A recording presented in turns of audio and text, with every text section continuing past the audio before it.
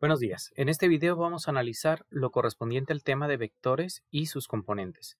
Específicamente hablaremos de vectores en R2 o vectores en dos dimensiones. Un vector es un elemento matemático que se caracteriza porque está limitado entre dos puntos, un punto de inicio y un punto de final. Prácticamente es un segmento de recta, pero tiene la característica de que está dirigido. Es decir, este elemento, a diferencia de un segmento o un pedazo de la recta, tiene un inicio y tiene un final, el cual está señalado por una punta de la flecha. Es decir, los vectores los vamos a representar de manera gráfica utilizando flechas, debido a que estos cumplen con las características que tiene un vector. Es decir, esta flecha que utilizamos para representar los vectores tiene la característica de que nos permite representar la magnitud del vector, es decir, el tamaño que tiene, nos permite representar la dirección, es decir, la inclinación que presenta, y nos permite representar el sentido, es decir, nos indica con la punta de la flecha hacia dónde va dirigido. Normalmente la dirección y el sentido nos daremos cuenta que están ampliamente vinculados, sin embargo, en algunas ocasiones se reporta como dos características separadas o independientes.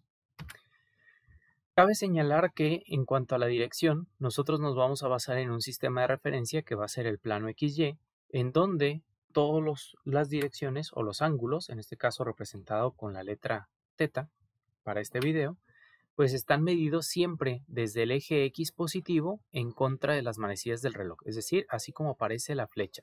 Desde el eje X continuaríamos hacia arriba a la izquierda, bajamos y regresamos, teniendo también como característica que cada uno de los ejes ya tiene un valor de grados designado. Esto si lo medimos con el sistema de referencia de grados, ¿no? De ángulos en grados. Ya que lo podemos medir también en radianes o lo podemos medir en algunas otras unidades. Específicamente en este video trabajaré solamente con grados. Entonces, para el eje X positivo se considera que son 0 grados, para el eje Y positivo 90 grados, el eje X negativo 180, el Y negativo 270, y si completamos la vuelta pues estaríamos hablando de 360 grados. Ahora bien, vamos a hablar de los componentes del vector. Ya analizamos las características. Los componentes de los vectores son la forma en la que nosotros vamos a representar de forma analítica estos vectores y están ampliamente vinculados con sus propiedades, que son la magnitud, la dirección y el sentido que vimos en la diapositiva anterior. De tal forma que si nosotros tenemos un vector que presenta una magnitud f y el cual tiene una dirección dada por la variable θ, entonces cuando nosotros realizamos una proyección o una sombra sobre el eje X positivo o sobre el eje horizontal en general, puede ser positivo o negativo, sobre el eje horizontal vamos a tener lo que nosotros denominamos componente horizontal o componente en X y la representaremos como la variable del vector, en este caso f, y con el subíndice que le corresponde a la dirección, en este caso x, ¿no? Es decir, f sub x. De forma equivalente podemos hacer una proyección o una sombra de forma lateral sobre el eje vertical, en este caso sobre el eje y obtendríamos lo que conocemos como la componente en Y. Igualmente estaría representada con la letra que representa nuestro vector y con el subíndice de Y, que en este caso indica pues nuestro eje vertical. De esa manera tendríamos una componente horizontal f sub x y una componente vertical f sub y. Repito, esto es solo para vectores que se encuentran en el plano, vectores en dos dimensiones. En este caso tendríamos que nuestro vector f lo podemos escribir como f sub x, f sub y, es decir, escribimos en orden las componentes, primero la horizontal y luego la vertical, indicando que se tratan de componentes de vectores con este símbolo de una línea ángulo. Ahora, podemos percatarnos que cuando graficamos un vector en cualquier parte de nuestro plano, vamos a generar prácticamente siempre un triángulo rectángulo. Y digo prácticamente siempre porque si el vector quedara sobre alguno de los ejes, es decir, a 0 grados, a 90 grados, a 180 o a 270, pues prácticamente no generaría ningún triángulo, ¿no? Porque estaría sobre el propio eje y generaría solamente el vector. Pero si nosotros tenemos una inclinación distinta a los ángulos antes mencionados, pues siempre se va a generar ese triángulo rectángulo. Y al ser un triángulo rectángulo vamos a poder utilizar las funciones trigonométricas que nos relacionan los lados del triángulo rectángulo con el ángulo o uno de los ángulos internos. En este caso, por una comparación nos daremos cuenta que la hipotenusa pues en realidad corresponde a la magnitud del vector y el cateto adyacente y el cateto opuesto pues corresponden a los dos componentes de nuestro vector. De tal forma que nuestro vector pues siempre va a formar esta expresión que tenemos aquí. Dependiendo de en qué cuadrante se encuentre, va a cambiar un poco la expresión o la forma en la que nosotros vamos a visualizar este triángulo, pero las relaciones van a ser básicamente las mismas. Entonces tenemos un triángulo rectángulo, decíamos, en el cual la hipotenusa está dada por la magnitud de nuestro vector y las componentes, en este caso para el ángulo θ, así como está marcado, la componente en X representaría el cateto adyacente y la componente en Y representaría el cateto opuesto. Esta relación nos permite entonces establecer unas expresiones matemáticas para poder calcular ya sea las propiedades o las componentes según la información que nosotros conozcamos. Si nosotros conocemos las componentes de nuestro vector, es decir, si conocemos para un vector en particular cuánto vale su componente en X y cuánto vale su componente en Y, entonces podemos calcular la magnitud del vector utilizando esta expresión, que sería la raíz cuadrada de la suma de los cuadrados de las componentes, es decir, la componente en X la elevamos al cuadrado, la componente en Y la elevamos al cuadrado, hacemos una suma de los dos resultados que obtuvimos y posteriormente calculamos la raíz cuadrada. Y ese valor sería la magnitud o el tamaño que tiene nuestro vector. Mientras que la dirección estaría dada por la arcotangente de la componente en Y o la componente vertical sobre la componente horizontal o componente en X.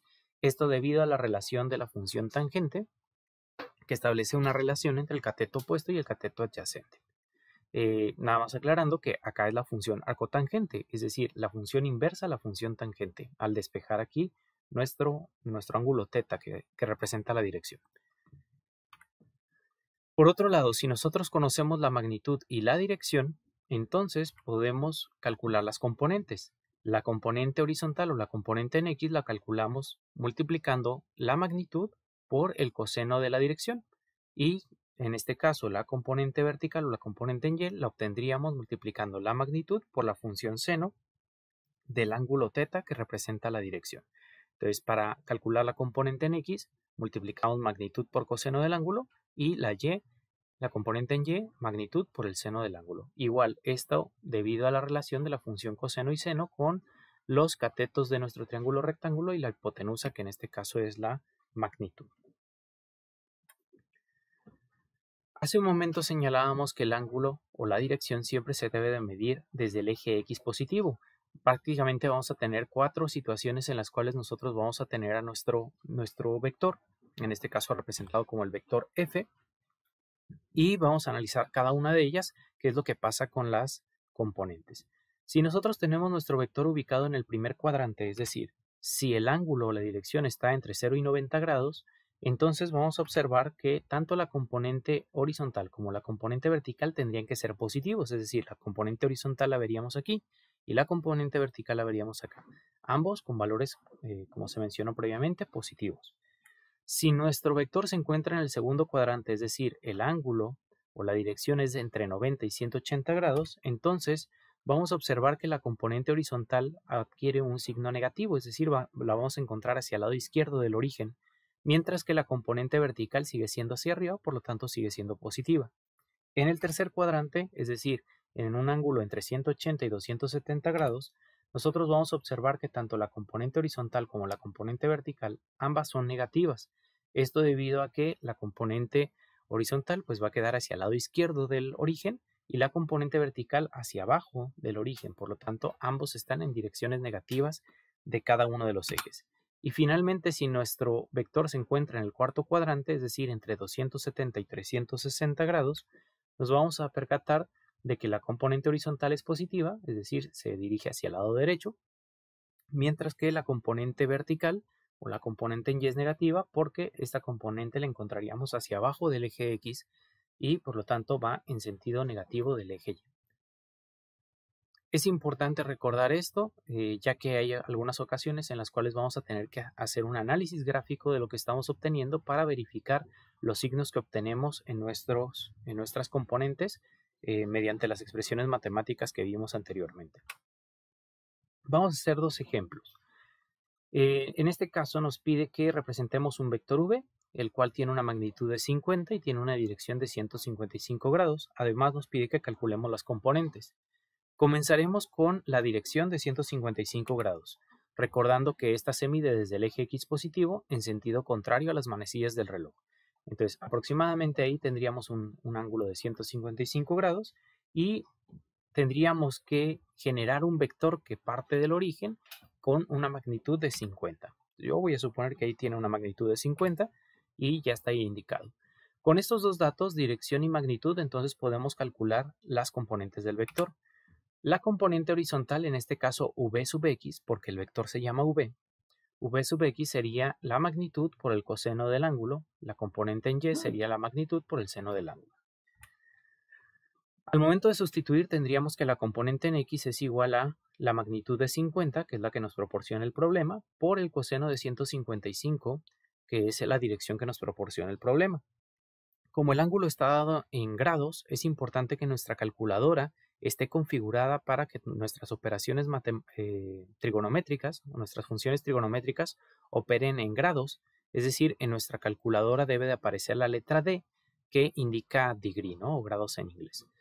Entonces, calculamos 50 por coseno de 155 con nuestra calculadora correctamente configurada y el resultado debería ser menos 45.3154. Hacemos lo propio con la componente vertical.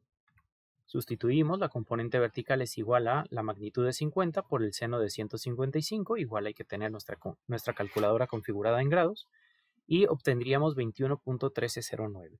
De tal manera que nuestro vector v que tenemos aquí es el vector que tiene componentes menos 45.3154, 21.1309. Podemos observar que nuestro vector se encuentra en el segundo cuadrante, por lo tanto, tiene sentido que nuestra componente en x sea negativa, es decir, se dirige hacia el lado izquierdo, y la componente vertical sea positiva, ya que se dirige hacia la parte superior.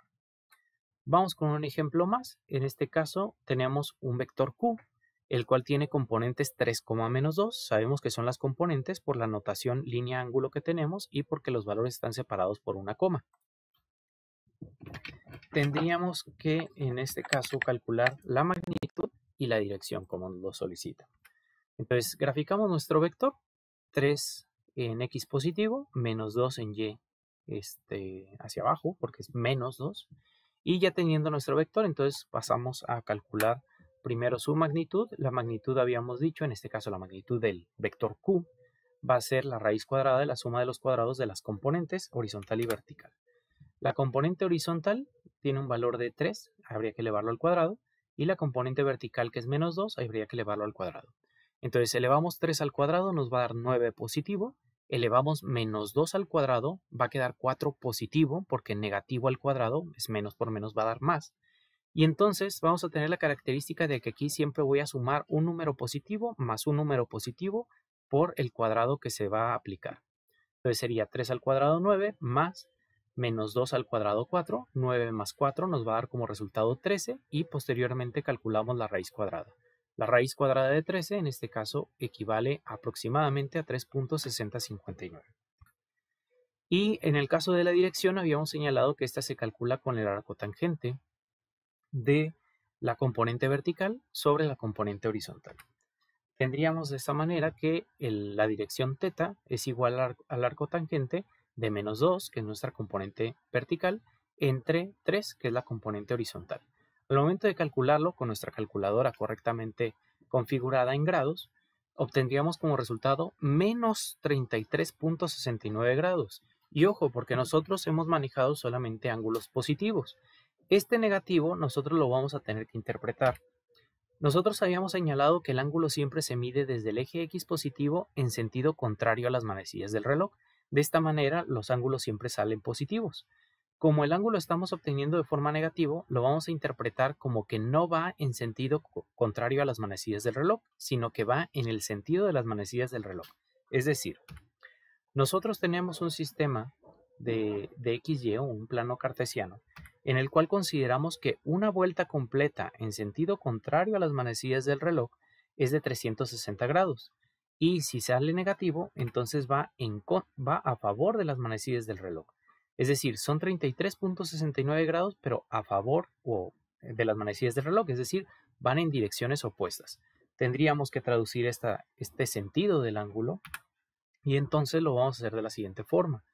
Son 360 grados de la vuelta completa y le vamos a quitar los 33.69 grados que se giró en el sentido opuesto, de tal manera que obtendríamos como complementario 329.31 grados para medirlo de la forma correcta, ¿no? Para medirlo en sentido contrario a las manecillas del reloj, de tal forma que menos 33.69 grados es equivalente a 326.31 grados, pero nosotros lo tenemos que reportar en el sentido positivo, es decir, en el sentido contrario a las manecillas del reloj.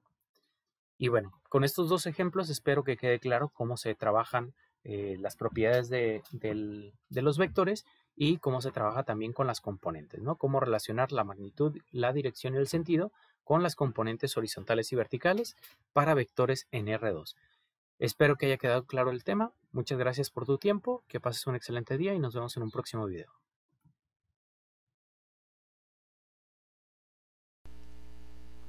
Si el video te sirvió para comprender el tema, suscríbete a mi canal, activa las notificaciones y dale like. Gracias y hasta la próxima.